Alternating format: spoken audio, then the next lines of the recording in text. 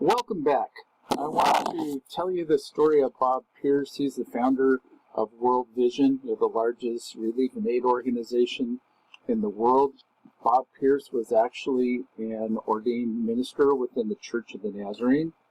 And Bob Pierce started World Vision in 1950. He had been a serviceman in Korea and during the Korean War, and he had just seen the devastation that the war, brought upon, especially the children of Korea. That there were many orphans that had been created, and it just broke his heart. And perhaps you've heard his famous prayer where he prayed, "Let my heart be broken with the things that break the heart of God." So after he returned home from the war, he felt called by God to start World Vision. And his ministry mantra there was, "Burn out, don't rust out." And he was so passionate about saving God's children overseas that he would spend up to 10 months a year away from his family visiting various World Vision ministry sites.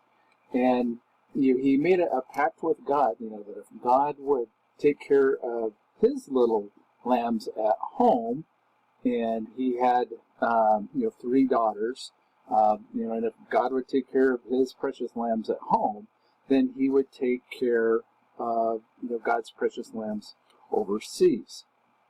Which, if you think about that theologically, that's just not the way things work. And it's really a reprisal of the early church heresy, Gnosticism, which did not take the body seriously. It tended to spiritualize things, but it denied the embodiment of Christian faith. We could talk a little bit more about that, but we really don't have time to, and Dr. Kip will be more than happy to talk further with you about that. So Bob Pierce, he's working hard, he's giving himself completely to World Vision. Well, about a dozen years later, Bob Pierce suffered an extreme physical and emotional exhaustion. That he experienced what we would have called burnout and depression. And different members of his family and then friends said that this episode, it changed his personality. After this time, even after he had taken a time to rest, he would sometimes just erupt in outbursts of anger, especially when the World Vision was having their board meetings, and so there's a lot of conflict among the board of World Vision.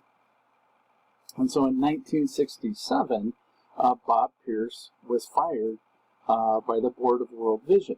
Well, Bob Pierce, not one to take no easily, he went on to found Samaritan's Purse in 1970. And maybe you've heard of Samaritan's Purse. Franklin Graham, Billy Graham's son, heads it up. And it, along with World Vision, is one of the largest Christian relief and aid organizations in the world. But tragically, in spite of Bob's many ministry successes, his family was tragically affected by his long absences from home. His daughter Sharon ended up committing suicide, and then Bob and his wife were legally separated for 18 years until they met briefly 4 days before his death from leukemia in 1978. He was only 63 years old.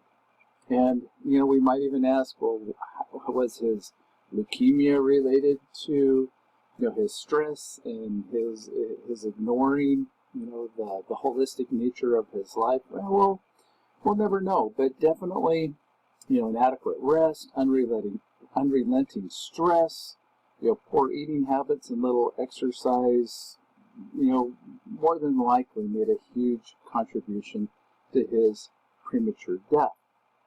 So one thing that Pierce raises for me about the issue of stress in ministry is that it's all too easy to have this all or nothing approach to life and ministry.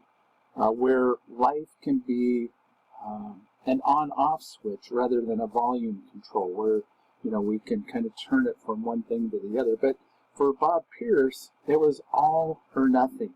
There wasn't a way to kind of turn things back to maybe 50%, or to even turn down the ministry volume to 10% at times, so that he could get away, so that he could be with his family and be fully engaged with him. But Bob Pierce's life reminds me of what Wayne Mueller said regarding Sabbath. He says, if we do not allow for a rhythm of rest in our overly busy lives, illness becomes our Sabbath, and pneumonia, our cancer, our heart attack, or accidents create Sabbath for us.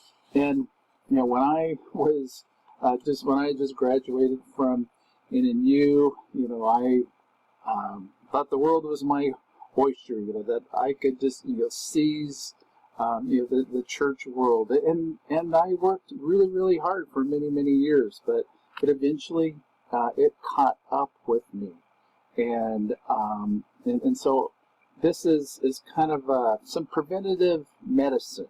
You all are probably very far from experiencing this kind of burnout in your lives, but if you can just kind of file this in the back of your mind, somewhere along the way, and remember how insidious this kind of theology can be. So this is where it's really important that we think about Jesus' life. That he did not neglect his needs for rest, food, prayer, silence, and solitude, even though he had incredible demands on his time. And I just find it so interesting, that on so many different occasions, the disciples and the crowds were looking for Jesus. Where did he go? And they couldn't find him. Well, he was up in the hills praying, taking time away. Even in the midst of the storm, and when he was in the boat with the disciples, he slept there. Undoubtedly, he was exhausted, from the relentless demands on his time, but yet he knew that he needed to withdraw and take time to rest his body, and also to be with his heavenly Father. And I love the rhythm of Jesus' life. Here are some different verses you can look at. Our chart, he says here, the same Jesus who said, "Go ye into the world and preach the gospel," also said, "Come ye apart and rest a while." And maybe we need to preach a few less sermons on the Great Commission, and preach a few more sermons on the Great Rest, perhaps we could call it. Vance Havner says, if you don't come apart, you will come apart. So there is that need to rest and renew and to rejuvenate. That Jesus himself said, "Consider the birds of the air, consider the lilies of the field."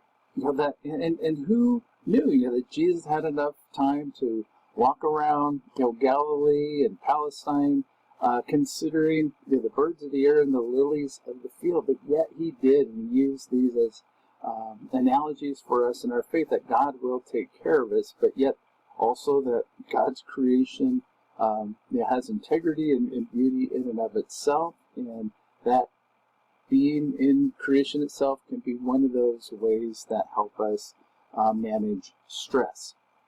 Well, need to cut this part of the lecture to a close, and I will see you in the next episode.